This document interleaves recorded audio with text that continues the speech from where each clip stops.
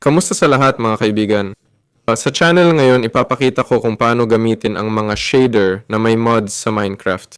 Para dito, kailangan muna natin ang mga shader mismo. Gagamitin ko para dito, pumunta tayo sa browser, complementary shaders. Oo, pumunta tayo sa Forge course, mga file. Ipapakita ko sa version 1.21.8. Kaya pinili ko ang pinakabagong version. I-click ang download. Susunod, kailangan natin ng Optifine. Pumunta tayo sa download 1.21.8. I-click ang download at kailangan natin ang Forge mismo.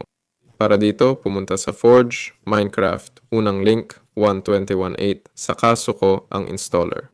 Dito maghintay tayo ng 5 segundo para magsimula ang download. Isa.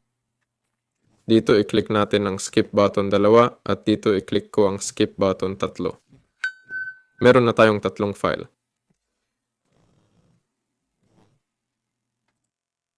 Pwede na tayong magtrabaho gamit ang mga ito.